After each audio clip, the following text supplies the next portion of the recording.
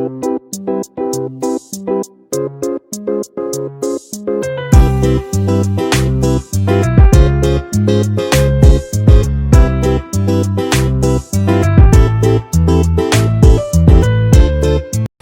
Kitchen मध्ये नमस्ते। आज बनवते पनीर मसाला।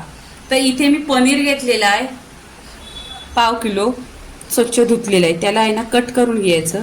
तुम्हाला पीसेस कसे लॉंग मध्ये पाहिजे का चौकोनी पाहिजे ते तुम्ही करून घ्या। इथे मी मोठे मोठे पीसेस केलेले आहेत।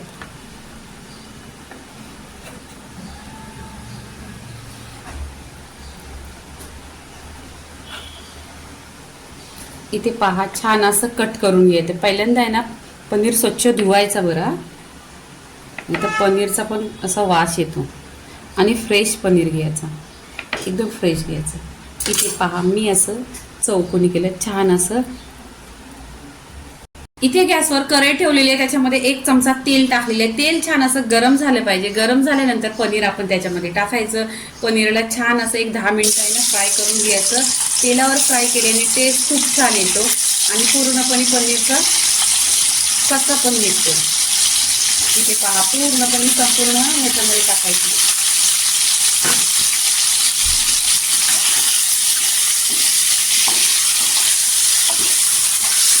इथे पनीर पहा छान असा गोल्डन कलरवर झालेला आहे। पूर्णपणे 10 मिनिटं तेलावर छान असा परतून घेतलेला आहे। इथे गॅसवर कढई ठेवलेली आहे, त्याच्यामध्ये आहे ना 1 चमचा तेल टाकायचा। तेल छान असं गरम झालं पाहिजे। तेल गरम झालं ना का इथे आहे ना फ्रेश कढीपत्ता टाकायचा। इथे कढीपत्ता छान असा तरतरला पाहिजे।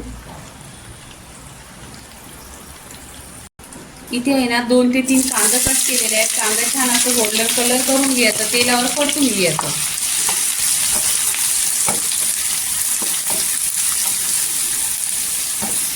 इथे आहे ना गॅसवर कांदा छान असा गोल्डन झालेला आहे। इथे 2 ते 3 टोमॅटो घ्यायचे।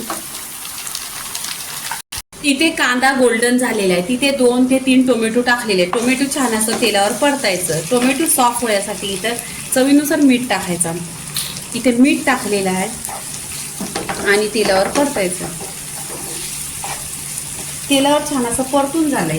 इथे अद्रक ते लसूण 2 चमचा टाकून घ्यायचं। 2 चमचा टाकल्याने ना अद्रक लसूण पण छान अशी तेलावर परतायची, म्हणजे त्याचा पूर्णपणे कच्चा पण निघेल। इथे कोणताही वाटण वगैरे काही करायचं नाही। मी फेवरी बनवलेली आहे, ती फेवरी सगळ्या भाज्यामध्ये टाकायचं, चिकन मटनमध्ये। इथे पहा 2 ते 3 चमचा आहे ना ती फेवरी घेतलेली आहे।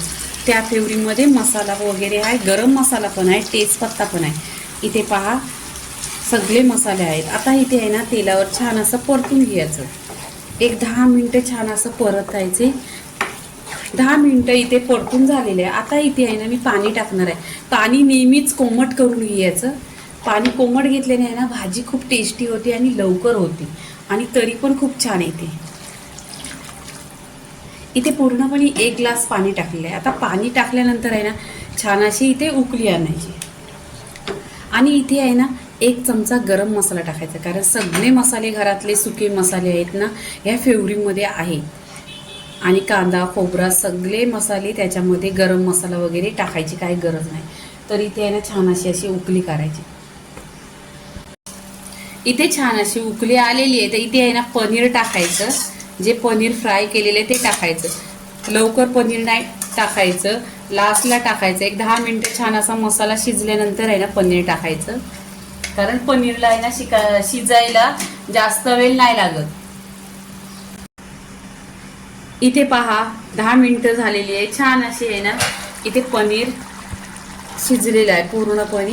इथे पहा एकदम कलर पण सुरेख आलेला आहे, खूप छान अशी तरी आलेली आहे आणि एकदम घट्ट पण, जसं आपण हॉटेलमध्ये खातो ना असंच पनीर झालेलं आहे। इथे काय करायची, कोथिंबीर टाकायची।